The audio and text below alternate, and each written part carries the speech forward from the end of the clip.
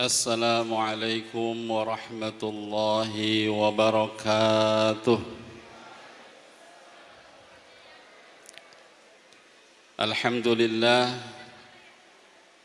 alhamdulillahilladzi khalaqal insan 'allamahul bayan. Wassalatu wassalamu ala sayyidina Muhammadin sayyidil anam wa ala alihi wa sahbihi alladhina habbaballahu ilaihimul iman wa karraha ilaihimul kufra wal fusuqa wal isyan. Asyhadu an la ilaha illallah wahdahu la syarika lah syahadatan tahmiluna ilal jinan. Wa asyhadu anna sayyidana wa nabiyyana Muhammadan abduhu wa rasuluh sayyidul khalaiki wal insi wal jan. Allahumma salli wa sallim ala hadha an-nabiyil karim wa ala alihi wa sahbihi ajma'in, amma ba'du. Faqala Allah ta'ala fi kitabihil karim wa huwa asdaqul qailin. A'udzu billahi minasy syaithanir rajim. Bismillahirrahmanirrahim. Yarfa'illahu alladhina amanu minkum walladhina utul ilma darajat. Wa qala Rasulullah sallallahu alaihi wasallam, talabul ilmi fariidatun ala kulli muslimin wa muslimatin, ay kama qala Rasulullah sallallahu alaihi wasallam. Yang sama-sama kita hormati narasumber kita, sahabat saya, Bapak Profesor Dr. Haji Ahmad Rodoni, matallah bituli hayatih, salah seorang wakil rektor di UIN Syarif Hidayatullah. Yang kami hormati para pengurus Yayasan Bani Haji Waisul Qurni atau HWK. Yang kami hormati Ibu Pengawas dari Kementerian Agama Kabupaten Bogor. Yang kami hormati para kepala-kepala madrasah, baik tingkat MTS maupun madrasah aliyah terpadu ekonomi Islam Multazam. Dan juga tak lupa kami sampaikan hormat kepada majelis guru, wali-wali kelas, para wisudawan, wisudawati, serta orang tua, santri yang hari ini ikut menghadiri acara wisuda atau haflah takhrij santri pesantren Tahfiz Ekonomi Islam Multazam. Alhamdulillah wa syukurillah, kita panjatkan puji syukur kepada Allah Subhanahu wa ta'ala. Pada hari ini kita bisa hadir menyaksikan anak-anak kita yang telah menyelesaikan studinya di pesantren ini. Ada yang 6 tahun dari kelas 1 MTS sampai akhir daripada aliyah. Ada juga yang 3 tahun karena mereka melanjutkan dari MTS atau SMP di luar, kemudian melanjutkan aliyahnya di sini selama 3 tahun. Mereka datang dari berbagai penjuru Nusantara ini, meskipun banyak dari Jabodetabek, tapi juga ada yang dari Kalimantan, satu di antara wisudawan yang telah kita wisuda tadi. Mudah-mudahan kedatangan Bapak Ibu semuanya ikut mendoakan anak-anak kita, mudah-mudahan mereka menjadi generasi yang saleh dan salehah. Generasi yang akan membawa amanat umat, generasi yang akan melanjutkan perjuangan para pahlawan, para syuhada yang telah gugur di medan perang dalam mempertahankan bangsa dan negara serta agama kita. Amin ya rabbal alamin. Salawat dan salam semoga Allah curahkan ke haribaan Nabi kita Nabi Muhammad sallallahu alaihi wasallam, para keluarga, para sahabat-sahabat beliau yang mulia-mulia, para pelanjut dakwahnya hingga hari kiamat, mereka yang mengikuti ajaran dan sunnahnya. Bapak, Ibu, anak-anakku sekalian, alhamdulillah barusan kita mendapatkan informasi bahwa Wakil Rektor UIN kita ini akan menjembatani kesempatan anak-anakku sekalian melanjutkan di UIN Syarif Hidayatullah. Amin ya rabbal alamin. Ini merupakan nikmat dari Allah Subhanahu wa taala. Karena itu kesempatan yang ada ini tolong untuk dimanfaatkan dengan sebaik-baiknya. Terutama kepada kepala madrasah mungkin bisa menjembatani proses pendaftarannya. Karena tadi kesempatan kita dapat beasiswa di kelas Dirasah Islamiyah. Sedikit yang saya tahu, Dirasah Islamiyah khusus ini biasanya dosen-dosennya dari luar negeri, dari Al-Azhar University. Bahkan bahasanya pun sebagian ada dengan berbahasa Arab, bahasa perantaranya. Jadi kuliah di situ hampir sama dengan kuliah di Al-Azhar University Kairo, Mesir. Alhamdulillah. Pesantren ini Bapak Ibu sekalian perlu kami perkenalkan lagi, sekalipun sudah pada kenal, terutama kepada Bapak Prof. Kebetulan beliau pernah sekamar sama saya waktu umroh. Pesantren ini didirikan pada tahun 2010, tepatnya 10 Juli pada saat itu, dan santri pertama hanya 13 orang. Separoh kabur, dan yang bayaran pun separoh. Ada yang kabur naik pohon kecapi, ada yang kabur pulang ke rumah, alhamdulillah sampai jadi guru di sini balik lagi. Dengan perjuangan yang begitu berat saat itu, ini yang kita tempati adalah kebun singkong. Kelas pun hanya ada satu kelas. Rumah saya dibagi 3, saya sekat, 1 untuk kamar putra, 1 untuk kamar putri, 1 untuk rumah saya, gedung yang di sana itu, kemudian 1 lagi untuk dapur. Tidak ada tembok pembatas pada saat itu, anjing pun lewat masuk ke dalam. Kita tahu di depan itu orang-orang Tionghoa keturunan Indonesia, Cina benteng lah istilahnya. Alhamdulillah perkembangan 9 tahun ini santri sekarang kita sudah berjumlah 600 santri. Dan pada saat sebagian pesantren dan institusi sekolah lain baru memasang spanduk menerima pendaftaran, kita sudah menutup pendaftaran. Saat ini yang daftar ada 303 pendaftar, dan kita hanya bisa mempunyai kapasitas menampung 200 orang saja. Sehingga mereka yang sekarang baru tahu terlambat minta disempil-sempilin, saya bilang juga banyak yang minta ngomong begitu sempilin, sempilnya di mana lagi. Dan pada tahun ini kita tidak lagi menerima lulusan MTS atau SMP dari luar multazam. Karena dari sini saja lulusan sanawiyah di sini saja yang akan melanjutkan ke aliyah itu sudah hampir 3 rombel, ya, 3 rombel. Ibu pengawas bangga karena selalu mengawasi perkembangan pesantren binaannya. Alhamdulillah. Yang kedua, karena sekolah dari luar pesantren multazam ini kurikulumnya berbeda, sehingga guru-guru kita sering mengalami kesulitan apakah melanjutkan kurikulum ke pesantrenannya langsung aliyah atau ngulang lagi. Kalau lanjut yang baru nggak bisa ngikutin, kalau balik lagi dari awal yang lama bosen.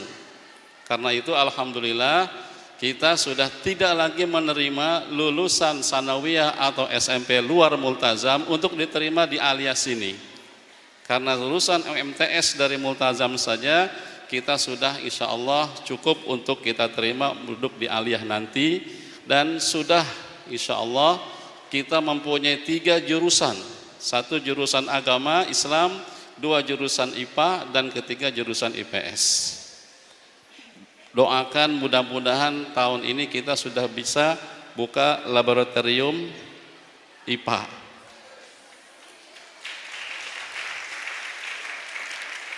Dan karena banyaknya dari MTS maupun aliyah sekarang yang mengikuti UNBK, terutama sanawiyah, sampai mereka punya 3 sesi, Bu. Sesi pagi, sesi setengah pagi siang, dan sesi siang.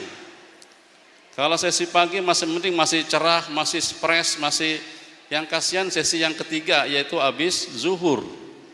Karena itu insya Allah mereka kepala sekolah sudah minta kepada kita yayasan untuk dibangun kembali satu ruangan komputer. Insya Allah kita akan penuhi. Dan sekarang kita sudah bisa memakai wifi.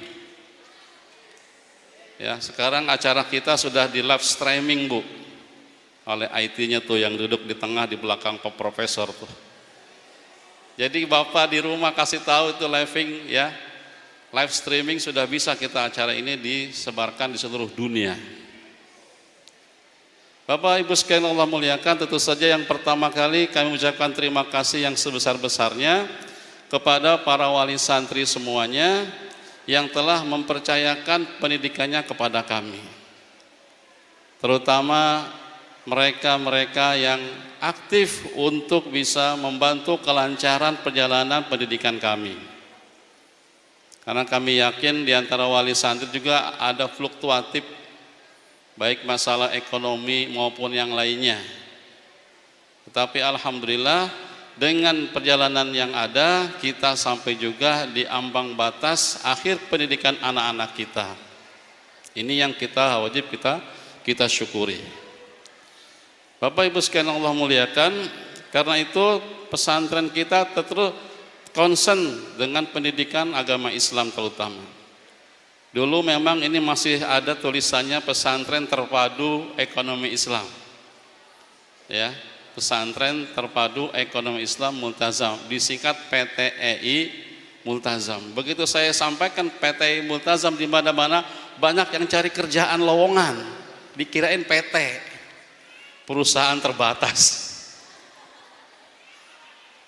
Tapi karena antusias masyarakat begitu banyak kepada tahfiz, kita rubah menjadi pesantren tahfiz ekonomi Islam Multazam, sama PTEI Multazam.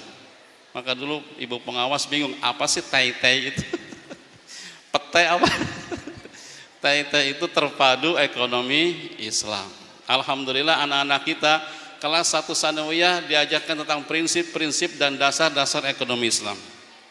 Kelas 2 diajarkan tentang uqud atau tentang transaksi-transaksi dalam Islam, dipadukan antara konten kitab kuning seperti ijarah, mudharabah, murabahah ke dalam sistem model kemodernan.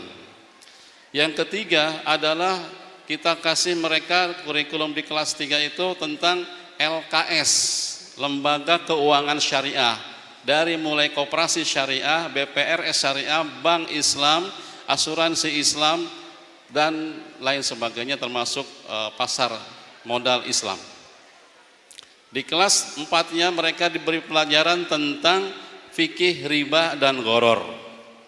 Di kelas 5-nya atau kelas 11-nya mereka dikasih pelajaran tentang akad-akad modern, seperti umpamanya MLM, ya, seperti umpamanya lagi adalah jual beli saham dan lain sebagainya, obligasi dan lain sebagainya. Dan terakhir mereka dikasih pelajaran tentang sejarah pemikiran ekonomi Islam. Walaupun 1 jam setiap kelasnya, setidaknya pelajaran ini mengenalkan kepada mereka, menggugah untuk masuk ke perpustakaan, mempelajari secara dalam. Yang penting buat mereka saat ini, banyak sedikit hal tapi tahu semua hal. Banyak sedikit hal tapi tahu semua hal. Adapun penjurusan-penjurusan yang lebih jurus lagi adalah kita akan serahkan mereka kepada fakulti-fakulti yang ada di universitas-universitas di luar nanti. Karena itu mohon maaf ya, kadang ada yang berikan masukan kepada kami, Pak Ustadz, kok anak-anak pelajarannya sampai 100 pelajaran? Pusing kalau ujian di sini anak-anak 1 bulan. 1 pekan dari pelajaran kemenak, 2 pekan pelajaran kepesantrenan ujian tulis, 1 pekan ujian lisan. Jadi 1 bulan di sini ujiannya. Karena itu mohon maaf, nanti di liburan Ramadan dan Lebaran pun anak-anak paling belakangan liburannya daripada di luar, masuknya lebih duluan. Tidak sama. Karena itu nanti kalau Bapak Ibu sekalian mau bikin agenda jalan-jalan dengan keluarganya, insya Allah kalau multazam sedikit saja yang bersamaan harinya, yang lainnya kadang-kadang lebih banyak di pesantren. Bahkan tanggal merah, hari Waisak, hari Paskah, hari macam-macam, bahkan hari Maulid, hari Isra Mi'raj pun, hari Muharram pun kita tidak mempulangkan anak-anak, tetap di sini. Bukan tidak libur, mereka libur tetapi tetap belajar di sini. Kenapa? Karena materi-materinya begitu banyak. Sehingga kalau banyak liburnya itu akan mengurangi kemampuan anak dalam memahami materi-materi. Belum lagi ekskulnya. Ya, harusnya sebenarnya guru-guru harus dibayar tambah ini. Di liburan aja dia suruh mengajar. Tetap suruh mengajar. Nah, oleh karena itu Bapak Ibu sekalian, kita inginkan semuanya di sini anak-anak kita, ya, maka mohon maaf juga di antara salah satu MOU ketika masuk, anak-anak kita menjalankan pendidikannya di sini adalah selama 6 tahun.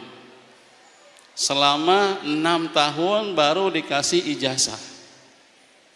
Kenapa? Karena kami bikin pesantren ini bukan main-main. Kami bikin pesantren ini bukan sekedar maaf cari duit. Kami bikin pesantren di sini semata-mata ingin untuk merealisasikan visi dan misi, yang visi misi itu kalau kita preteli, kita jabarkan memakan waktu 6 tahun. Maka kalau Bapak Ibu sekalian mengeluarkan anaknya 3 tahun dari sini, saya khawatir di luar tidak mendapatkan apa yang mau saya buat dan cetak anak-anak kita.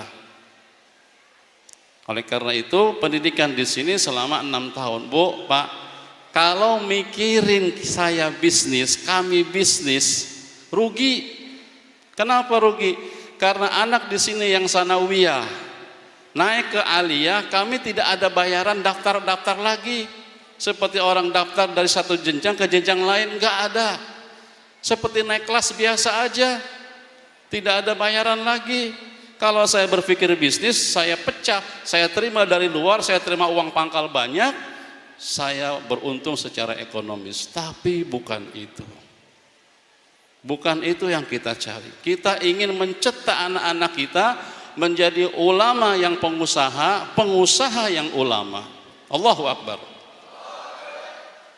Makanya anak-anak kebanyakan banyak yang punya pikiran bagaimana setelah tamat dari sini saya bisa kuliah tanpa membebankan orang tua. Bagaimana saya bisa melanjutkan studinya di S1, S2 dan seterusnya tanpa membebani orang tua. Ini yang akan kita bangun. Jiwa-jiwa entrepreneurship. Maaf Bapak Ibu sekalian, kalau Bapak memasukkan anaknya kuliah di sebuah universitas jurusan ekonomi, maaf Pak Ahmad Ramdhani, atau ke British, ke Inggris, mereka walaupun akan kuliah di jurusan ekonomi hanya akan menjadi manajer, tetapi dia bukan owner. Kita ingin anak-anak kita nanti ini bukan sekedar pekerja dari sebuah perusahaan milik orang lain, tapi kita ingin anak-anak kita menjadi owner yang akan memiliki tenaga kerja yang banyak.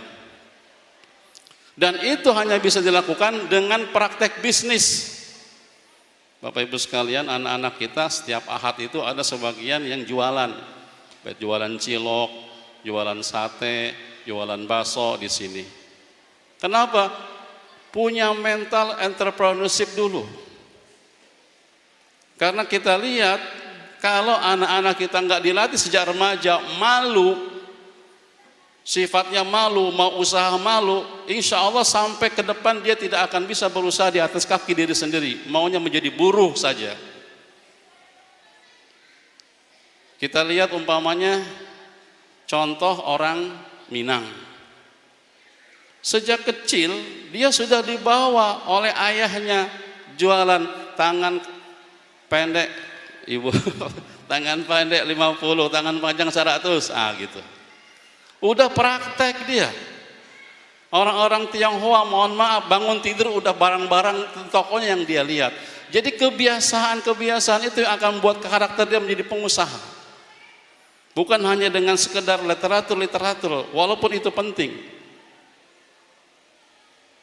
Jangan jauh-jauh, Rasulullah Shallallahu Alaihi Wasallam usia remaja sudah melakukan ekspor impor rihlatas syita'i was saif, ke Yaman, ke Suriah, berjalan antar negara, sehingga dia punya karakter pengusaha. Pada usia 25 tahun dengan Khadijah dia bisa menghasilkan, waktu menikahi Siti Khadijah berapa mas kawinnya? 50 ekor unta. 50 ekor unta itu sama dengan 1,5 miliar. Kita ada nggak sekarang yang nikah mas kawinnya 1,5 miliar? Paling banter alat perlengkapan sholat. Iya, saya terima nikahnya dengan Al-Quran dan perlengkapan sholat tunai. Harusnya ditingkatkan. Alat sholat itu apa? Masjid 3 hektar. Saya terima nikahnya dengan alat sholat berupa masjid seluas 2 hektar tunai. Itu mantap baru itu. Jadi jangan disangka kalau kisah-kisah Nabi lapar apa itu setelah menikah. Tapi sebelum menikah beliau usaha, dan saatlah jadi Rasul beliau hidup prihatin. Abu Bakar sebelum jadi khalifah beliau kaya, tapi begitu jadi khalifah beliau prihatin. Semuanya kekayaan buat negara, bukan kayak sekarang. Dulu miskin jadi anggota DPR kaya, dulu miskin jadi presiden dia kaya, bukan itu. Nah, jiwa-jiwa inilah yang akan kita bangun kepada anak-anak kita semuanya. Nah, oleh karena itu Bapak Ibu sekalian, kita akan terus istiqomah seperti ini. Walaupun ada yang usul pelajaran dikurangi, ada juga yang usul kepada kami, terima kasih, tolong kamar-kamar anak-anak dikasih ranjang-ranjang. Saya akan bertahan dengan kasur lipat, kecuali anak SD. Kenapa demikian? Karena mengajarkan kesederhanaan. Kalau orang anak-anak sekalian biasa hidup susah, suatu kali hidup enak bisa. Tapi kalau sudah terbiasa hidup enak, dapat kehidupan yang susah, tambah susah. Alhamdulillah dulu zaman kami itu bukan kasur yang dilipat itu, tikar gulung anyaman suka gatal-gatal. Itu yang kami tidur di pesantren-pesantren. Sekarang kita bisa tidur dengan Ustadz Profesor di hotel bintang 5 di Mekah, Zam-Zam Tower, bisa enggak? Bisa. Dulu makannya tempe, bahkan kata teman-teman kita semua bilang waktu jadi santri, tempe apa? Tempe seng. Ya, ini temannya Umi nih, Bu Yani. Sekarang dia jadi dokter hewan, dari pesantren jadi dokter hewan yang berobat kucing. Kita nggak tahu nasib kita jadi orang lulusan pesantren, jadi dokter, jadi ulama, jadi ustadz, jadi apa saja, jadi pengusaha termasuk. Kita dulu makan tempe seng, saking tipisnya iritnya itu bu dapur motong-motokin. Suka kita kebingungan membedakan mana kerupuk, mana tempe. Tapi alhamdulillah sekarang kita makan bistik bisa, makan sop iga bisa, makan apa lagi? Wah berapa banyak, sampai bintang 5, Batam bintang 6 aja bisa, apalagi bintang 7, tambah pusing. Alhamdulillah. Karena saya melihat Gontor termasuk pesantren yang paling modern sampai sekarang nggak pakai ranjang. Dan kenyataannya ketika santri pakai ranjang jarang tidur di atasnya, di bawah gelar tikar lagi, gelar spray lagi di bawah, panas. Bukan 1-2 pesantren yang saya lihat. Pesantren yang pakai kasur malah nggak dipakai, yang atasnya tidurnya di bawah. Maka kami pertahankan. Kalau nggak cocok nggak usah masuk pesantren ini. Kami pertahankan pelajarannya Jumlahnya sebegitu, kami pertahankan tipenya seperti ini. Itulah Bapak Ibu sekalian. Nah, anak-anakku sekalian, karena itu kalian adalah orang-orang yang saya bisa katakan orang hebat pada hari ini. Kenapa hebat? Karena 6 tahun tinggal jauh dari orang tuanya. Kenapa hebat? Karena tinggal dengan serba kesederhanaannya. Kenapa hebat?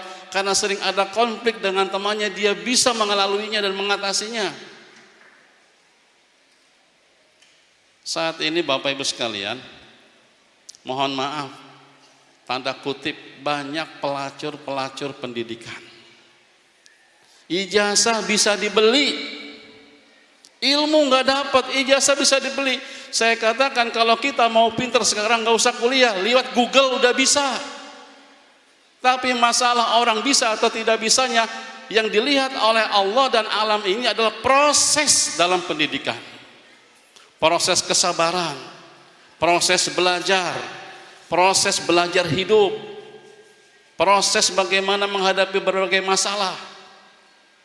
Maka yang dinilai oleh Allah Subhanahu wa taala bukan hasil ijazahnya jayyid atau jayyid tidak, bukan. Tetapi dia sudah melalui proses. Sering saya cerita kepada anak-anak, saya punya teman satu letting 2 tahun kagak lulus. Sehingga disebut dia sebagai santri ikatan ESG, Ikatan Santri Goiru Mangkul. Ikatan santri yang enggak naik kelas. Tapi begitu jadi kiai, dia duluan kiainya.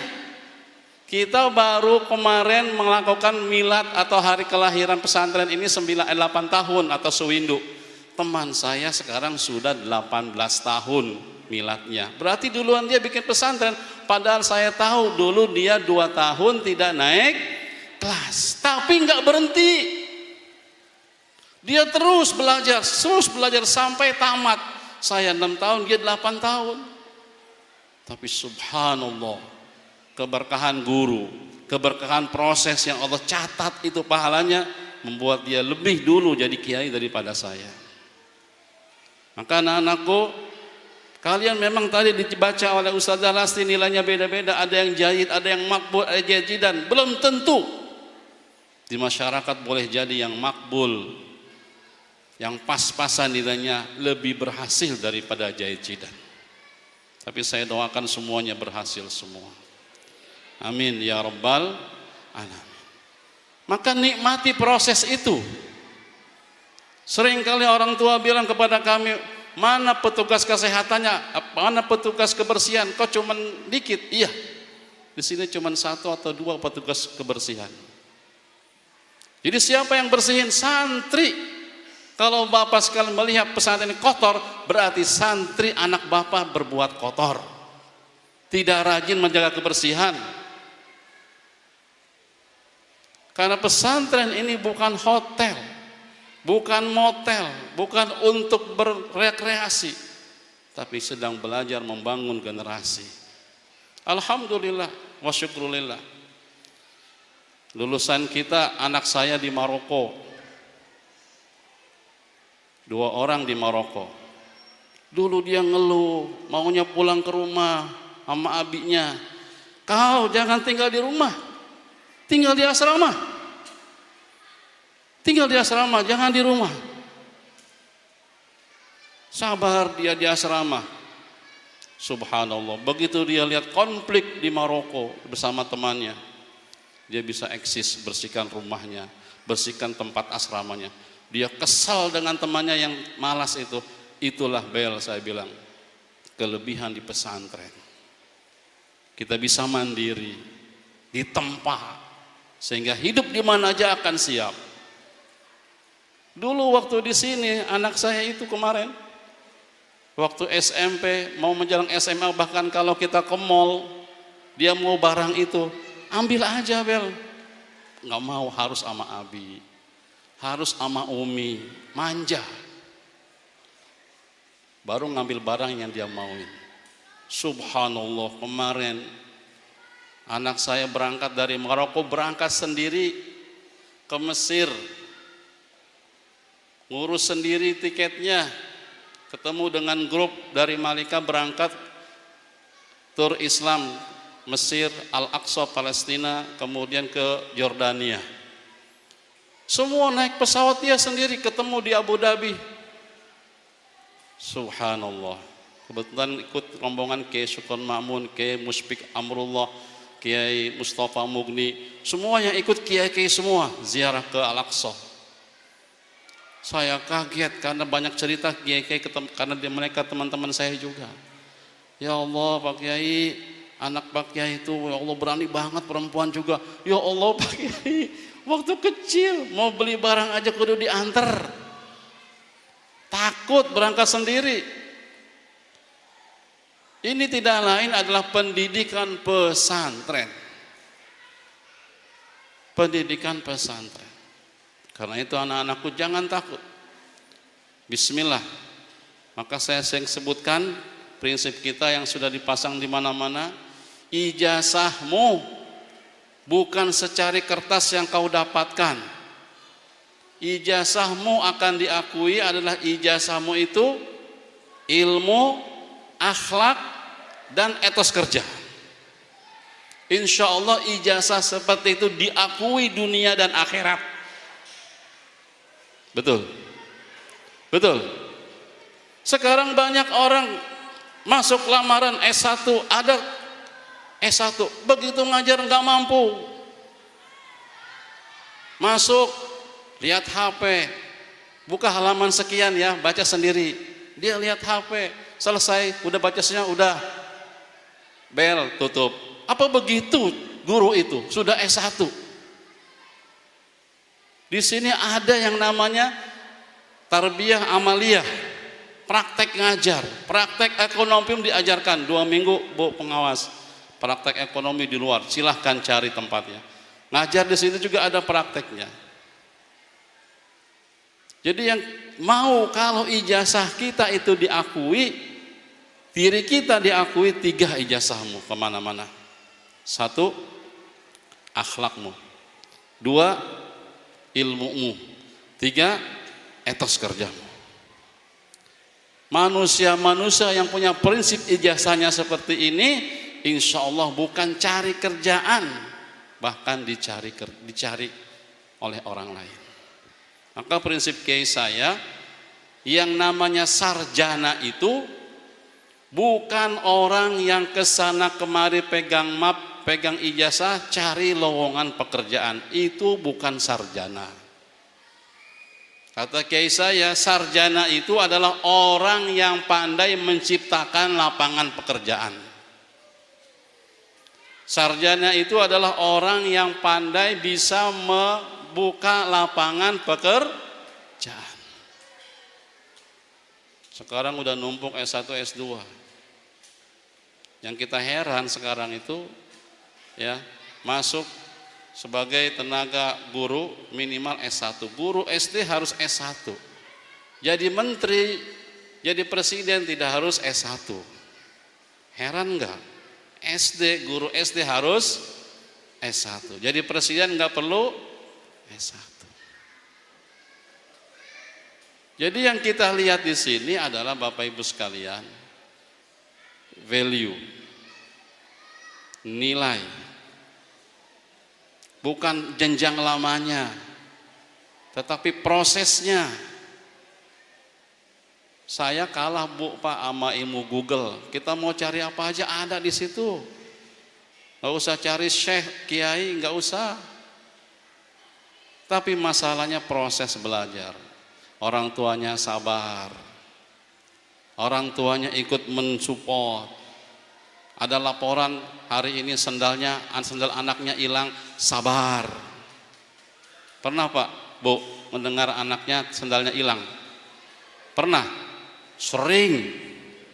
Sering. Tapi sabar Ibu, nggak apa-apa nak, baru sendal, belum kaki kamu yang hilang.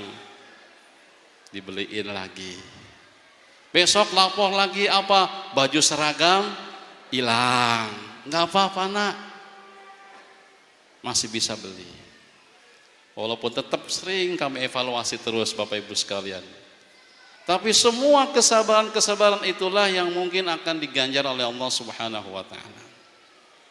Anak-anak kita kalau mereka rajin ikut disiplin 5 waktu, Bu, 5 waktu sholat berjamaah. 5 waktu sholat berjamaah setiap hari.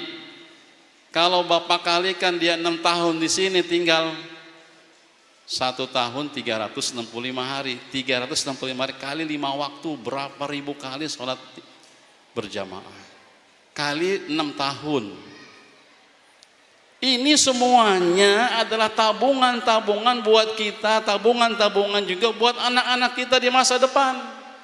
Kalau kita yakin, karena sholat berjamaah itu nilainya sama dengan 27 derajat. Ketika bapak bekerja, gaji, memberikan uang kepada anaknya untuk kehidupan sehari-hari mereka, memberi bayaran SPP kepada kita, subhanallah, itulah harta yang berkah. Kenapa? Uang yang bapak infakkan untuk pesantren ini, untuk anak-anak bapak, dipakai oleh anaknya sendiri sholat 5 waktu berjamaah. Belum baca Qur'annya, belum hafal Qur'annya, belum belajar agamanya. Jangan dianggap itu mengurangi uang kita. Itu akan mendapatkan keberkahan yang banyak buat bapak dan anak-anak bapak nanti. Saya sering cerita, ada sopir pribadi kiai. Dia nggak digaji, mau mengabdi kepada kiainya. Yang penting dia dikasih makan setiap hari. Anaknya satu-satunya gadis bisa kuliah, dikuliahkan. Tapi nggak dikasih gaji berupa uang. Sakit diobatin, nggak pegang uang istilahnya. Kalau dikonversi dengan dia makan di situ gratis, anak disekolahin di situ, mungkin kira-kira 2 jutaan lah kalau dikonversi ke harta. Tapi si supir ini ikut kiai sholat berjamaah. Di mana saja berhenti, di mana saja mampir, di mana saja ceramah, dia ikut. Waktunya sholat berjamaah. Oh, ternyata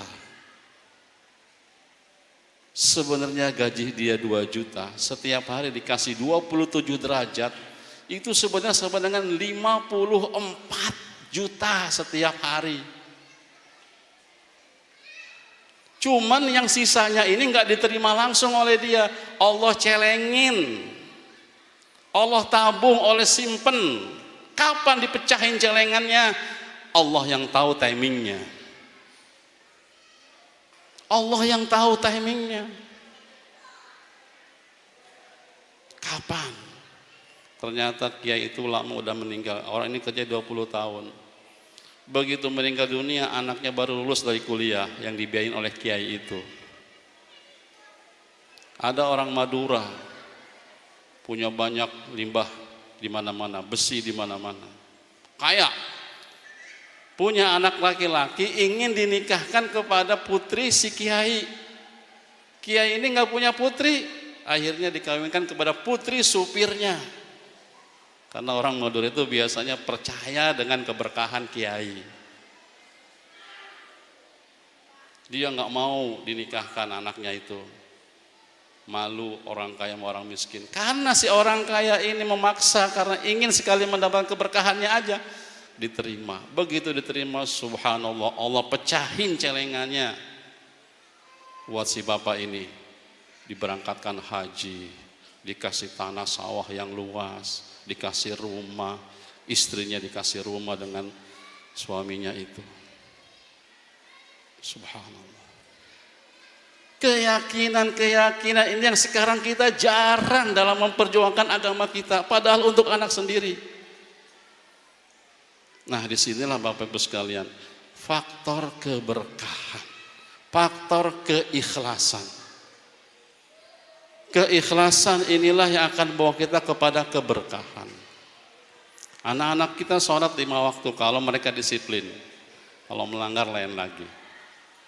Tapi insya Allah mayoritas mereka berdisiplin. Dari kelas 1 sampai kelas 6 mereka sholat berjamaah. Kenapa? Karena gurunya ikut berjamaah, karena kiainya ikut berjamaah. Bersama-sama mereka memberikan contoh. Nah, inilah Bapak Ibu sekalian yang harus kita perhatikan. Keyakinan seperti itu. Innallahu warrazzaqul fattah. Allah itulah yang akan memberikan rezeki, yang akan membukanya. Saya ingat sekali bikin pesantren ini saat itu Pak. 17 santri, separohnya kita biayain. Saya hari Jumat, kalau jadwal Jumat khutbah ke Tangerang, ini amplop khutbah nggak saya kasih ke istri.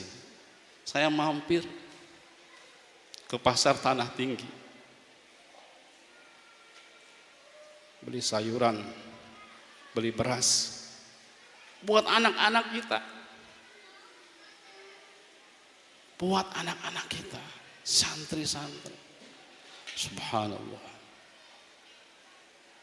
Ini yang harus kita tanamkan dari diri kita sendiri, bahwa kalau kita memasukkan anak kita ke pesantren, insya Allah diberkahi oleh Allah Subhanahu wa ta'ala, karena dia adalah seorang mujahid. Man kharaja fi talabil ilmi fahuwa fi sabilillahi hatta yarji'.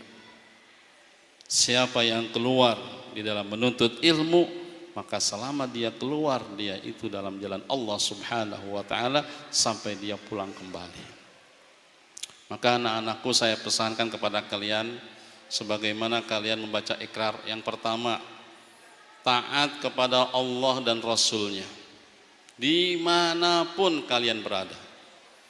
Jangan kalian berdisiplin sholat berjamaah dengan rajinnya selama di pesantren saja, tapi jaga sholat berjamaah terus sampai akhir hayat. Bapak-bapak, ibu-ibu, ingetin anaknya, kalau sudah lulus pulang ke rumahnya masing-masing enggak sholat berjamaah, ingetin, dalam mengingat kita kepada keluarga, rezeki juga akan turun kepada ibu. Wa'mur ahlaka bis-sholati wastabir 'alaiha la nas'aluka rizqan nahnu narzukuk. Perintahkan keluargamu untuk sholat dan bersabarlah dengan mantap, kuat. Bukan wasbir lagi, wastabir, litakalluf. Berat memang nyuruh orang sholat. Kami tidak meminta-minta rezeki kepada kalian, kata Allah. Nahnu la nas'aluka rizqan fal nahnu narzuk. Bahkan kami akan berikan rezeki kepada kalian. Jadi bapak ibu ketika mengingatkan anak-anaknya nanti libur pulang di rumah, dalam mengingatkan sholat itu akan mendatangkan rezeki kepada bapak ibu sekalian. Terus ingatkan mereka. Ini yang sangat terpenting buat kita semua. Saya lihat orang-orang yang sholatlah yang hidupnya berkah. Berkah, lebih berkah lagi pada saat mereka rajin sholatnya berjamaah, terutama laki-laki. Ini yang harus kita teruskan. Ingat, taat pada Allah Rasulnya dimanapun kamu berada.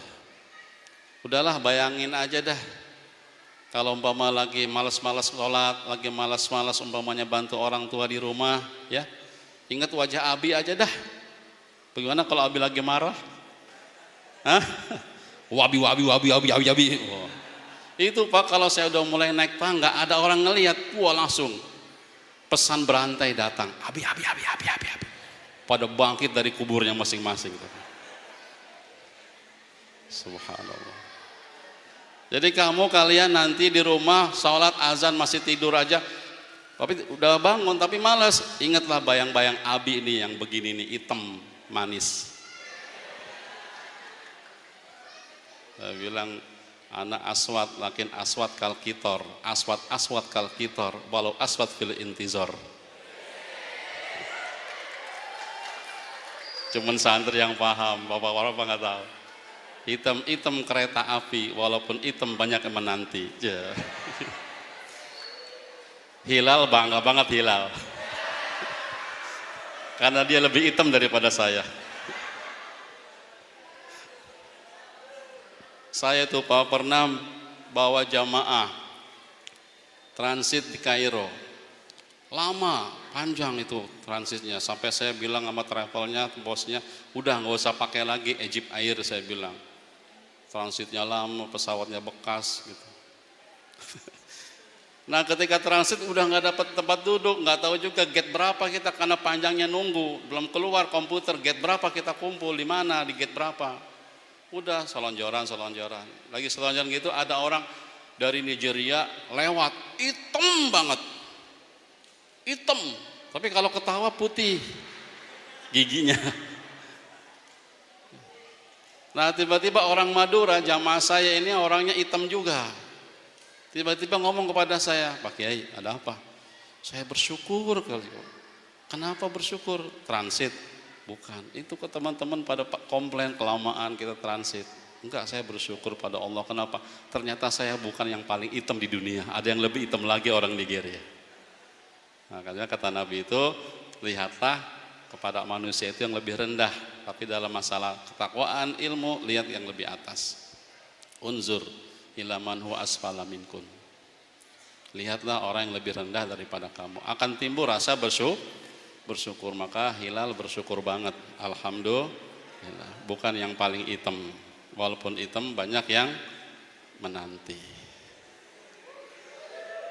Nah ini Bapak Ibu sekalian. Jadi anak-anakku ingat. Yang kedua, di masyarakat pada saat kamu datang ke kandang kambing, maka hendaklah mengembik. Datang ke kandang ayam, hendaklah kamu berkokok. Maksudnya apa? Ikuti irama masyarakatmu. Ikuti irama masyarakatmu selama itu nilai-nilai yang ada di sana tidak bertentangan dengan syariat Islam al-ma'lum bid-darurah fid-din, yang ajaran Islam yang pokok-pokok. Kau masuk ke sana ada orang yang pakai kunut, ikuti kunut. Kau masuk ke dalam masyarakat yang enggak ikut kunut, ikuti enggak kunut. Insya Allah kamu bisa diterima oleh orang. Insya Allah Pak Prof di sini ada kunutan, ada tahlilan, ada berzanjian. Ditanya saya oleh wali santri, Pak Ustadz kenapa ngajarin tahlilan? Kalau nggak salah kan Ustadz dari PKS. PKS kan Wahabi. Siapa bilang PKS Wahabi, saya bilang gitu. Itulah saya herannya Pak Prof. Saya pernah jadi ketua Sekolah Tinggi Agama Islam Asyukriyah. Tidak jauh sekitar 4 km ada STEMIK Raharja. Saya memang aktif di PKS, tapi saya nggak bawa-bawa PKS kalau ngajar, betul anak-anak? Nggak ada. Saya profesional, kalau ngajar ya ngajar. Sudah, nggak bawa-bawa partai. Di sana STEMIK Raharja itu ketuanya Bapak P.O. Abbas, anggota DPRD Golkar. Kalau ada acara keamanannya orang-orang AMPI. Cuman heran, saya itu sering diprotes oleh mahasiswa dan orang masyarakat. Ini Asyukriyah sekolahannya PKS ya, tapi nggak pernah nanya STEMIK Raharja sekolahan Golkar ya, nggak ada yang nanya. Heran saya. Ini Umi ini caleg Bu, caleg PKS, Dapil 5 Kabupaten Bogor. Suaranya lagi bersaing nih. Kalau dapat 2 kursi insya Allah jadi. Kemarin dari Rumpin aja saya lihat suaranya 1.400 di Rumpin saja. Jadi nggak ada masalah Bu. Yang jelas yang disampaikan itu membawa akhlak yang baik enggak kepada muridnya, membawa lebih baik enggak karakternya. Jangan melihat kulitnya, ngelihat isinya. Kalau bapak ibu mau makan durian, ngelihat tuh kulitnya, nggak akan makan. Tapi lihat isinya, oh manis dan enak. Kalau bapak mau makan manggis, jangan lihat kulitnya, langsung digigit pahit. Tapi lihat isinya, putih, bersih, manis. Betul? Betul? Insya Allah di sini mah PKS Ahlus Sunnah wal Jamaah. Sholat masih ada salawatan, tahlilan. Jadi ada orang tua yang nanya kepada saya, kenapa diajarin tahlilan, kenapa diajarin yasinan, salawatan? Saya bilang, emang melanggar syariat?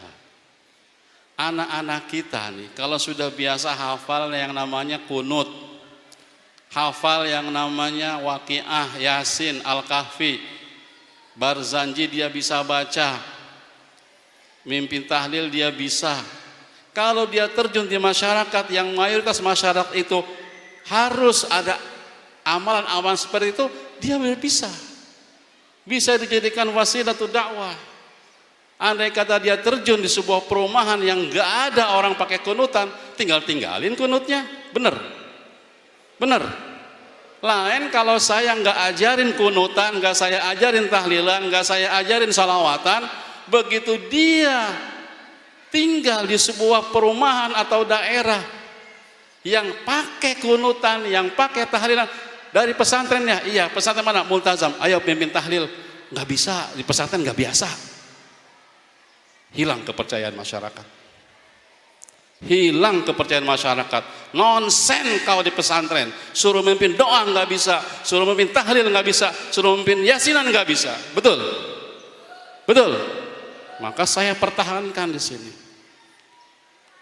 Ada yasinan, ada lagi. Di sini ada yasinan nggak Pak? Bukan yasinan aja.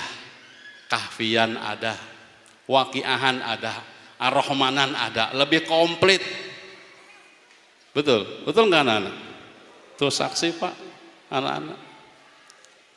Jadi saya ingin anak-anak itu banyak tahu hal, walaupun tentang sedikit-sedikit hal. Karena dari situ dia akan punya pintu kemana saya harus menjurus. Tidak seperti orang yang sedang seperti kuda yang ditutup matanya hanya satu arah saja, sehingga dia fanatik kepada itu saja, kemudian dia lupa bahwa di sana ada kebenaran-kebenaran yang lain. Betul? Apakah Imam Syafi'i pernah menyalahkan Imam Malik karena beda mazhab? Tidak. Adakah Imam Malik menyalahkan Imam Syafi'i karena beda mazhab? Tidak. Imam-imam dulu berakhlak mulia, berakhlakul karimah. Dalam perbedaan mereka bisa bersama-sama hidupnya. Betul? Oleh karena itulah Bapak-Bapak sekalian, kami masih tetap punya prinsip ahlus sunnah wal jamaah di pesantren ini. Dulu waktu bikin pesantren Pak, saya pernah dituduh mendengar ucapan masyarakat, ini pesantren Ahmadiyah. Astagfirullahaladzim, itulah godaan cobaan. Kalau dituduh Muhammadiyah masih mending, Ahmadiyah. Tapi subhanallah, saya percaya dengan orang baik. Almarhum mertua saya, ibu dari Ibu Ratna ini, walaupun sudah almarhum, dia masih bisa membela. Walaupun sudah almarhum, dia masih bisa membela pesantren ini. Bahkan beliau ini almarhum tidak pernah melihat kita mendirikan pesantren, tapi dia membela. Bagaimana membelanya? Amal yang dia lakukan sebelumnya. Kata orang kampung yang lain, piraku atuh Haji Kurni nyandak mantu anu Ahmadiyah anu sasatea, gitu jawabannya. Pak Abu nggak paham. Gidek-gidek aja. Masa iya orang sebaik Haji Kurni almarhum, orangnya baik, mau ngambil mantu saya ini orang Ahmadiyah yang sesat? Nggak mungkin. Maka anak-anakku, selama hidup track record kamu harus jadi orang baik. Kamu walaupun meninggal akan membela orang-orang setelah kamu, seperti almarhum ini. Alhamdulillah mereka sendiri yang menjawab dengan kebaikan almarhum. Saya nggak menjawabnya, nggak mengeluarkan dalilnya, memberikan bukti-bukti saja. Nah inilah anak-anakku sekalian, karena itu kalian nanti di masyarakat jangan pernah berbeda arus. Selama bukan maklum bidrofiddin, bertentangan dengan masalah-masalah yang asasi dalam agama, kalian gak usah bertentangan. Masalah furu'iyah ikutin. Di kandang ayam kau berkokok, di kandang kambing kau mengembik. Artinya sesuaikan diri kamu dengan masyarakat. Insya Allah kamu akan diterima di tengah-tengah masyarakat.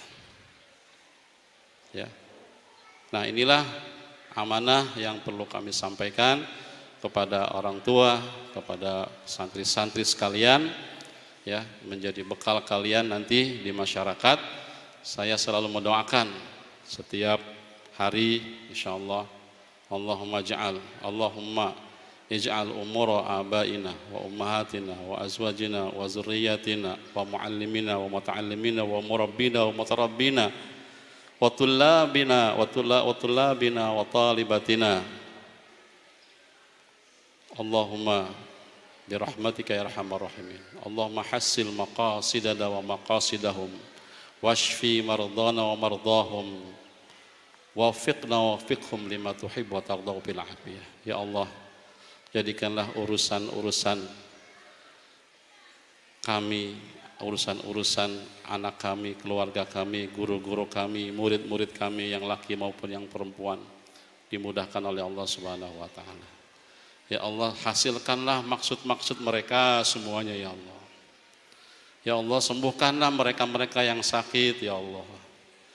Ya Allah, tunjukkanlah dan taufikkanlah kepada apa yang Kau ridhoi dan apa yang Kau senangi ya Allah. Lima tuhibbu wa tardha fil afiyah. Mudah-mudahan dengan doa-doa itu yang sering kita baca, guru-guru baca semuanya, menghadirkan terus langkah-langkah kalian sekalipun kalian sudah tidak lagi tinggal di sini insyaallah. Karena itu doakan juga orang tua kalian, jangan pernah tidak didoakan. Kalau masih ada orang tuanya, jangan lupa terus berbakti kepada kedua orang tua. Di situ keramat yang ada di situ adalah orang tua, terutama ibu. Jangan sakiti mereka. Kesempatan kalian nanti di rumah untuk menghadirkan lahirnya ridho kedua orang tua. Karena itu yang akan membuat kalian, langkah-langkah kalian ke depan itu akan sukses insya Allah. Terus berbuat baik kepada kedua orang tua kalian. Jangan lupa juga doakan guru-guru kalian. Jangan lupa doakan guru-guru kalian. Setiap habis sholat atau minimal 1 hari kamu doakan. Ya, insya Allah keridhaan guru itu akan menghadirkan keberkahan hidup kamu. Biarin orang tuanya yang melaporkan gurunya karena anaknya dijewer sampai ke kepolisian. Biarin. Insya Allah orang kayak gitu anaknya nggak akan berkah.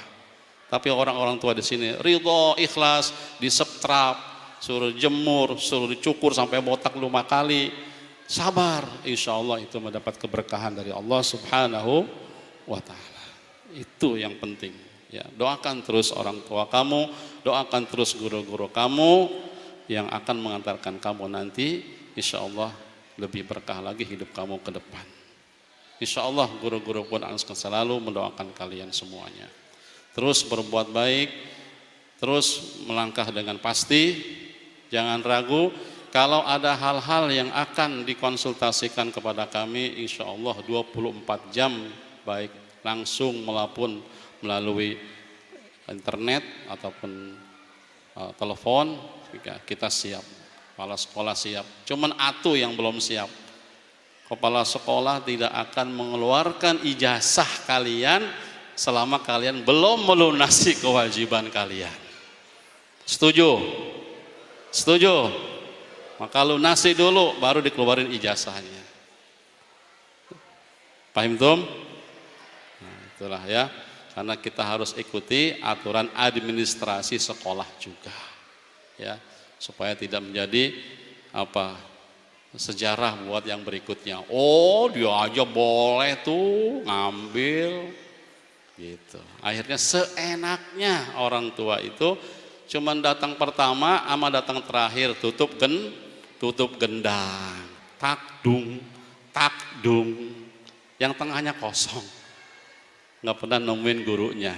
Nah, ini tentu saja harus kita perbaiki ke depan. Mudah-mudahan orang tua, guru, santri bisa saling bekerja sama dalam merealisasikan program-program yang baik ke depan insyaallah. Inilah yang bisa kami sampaikan. Mohon maaf jika kepanjangan. Terima kasih. Insya Allah acara kita di live streaming. Nanti anak-anak sekalian, mudah-mudahan ke depan setiap kuliah subuh saya ngajar kitab hadis bisa live streaming. Jadi walaupun kalian itu sudah lulus, asal subuh bangun, sholat berjamaah, nongkrong di HP-nya, lihat pelajaran Mukhtarul Ahadis, ada saya. Jadi nggak akan terputus. Ini manfaat daripada teknologi. Mudah-mudahan ke depan bisa keren lagi. Bahkan kemarin juga sudah usul satu saat nanti semua ujian itu pakai komputer, bukan hanya UNBK. Jadi guru nyetor soal, tim IT memasukkan, Bu. Nanti anak-anak langsung nggak usah ada dibagi-bagi lembaran lagi, dan punya rumus-rumusnya. Ketika dia nulis pilihan A, B, C, dia tulis C, sudah ada nilainya. C, D, ada nilainya. Rangkumannya, jumlahnya ada, sehingga guru tinggal tidur aja. Dapat 80. Nggak usah ngoreksi lagi, apalagi pakai sundut rokok atau obat nyamuk, tet disamain, enggak. Sudah langsung nanti dia nyetel track, langsung nilai keluar. Track ada berapa yang salah, ada yang berapa yang benar, keluar nilainya. Insya Allah suatu saat akan seperti itu. Mungkin 2 tahun, 3 tahun ke depan insya Allah akan terrealisasi. Besok tahun ini habis ajaran baru, kita lengkapi dulu komputernya, mungkin nanti masalah teknologinya insya Allah ke depan. Ya. Demikian, terima kasih. Mohon maaf. Wassalamualaikum warahmatullahi wabarakatuh.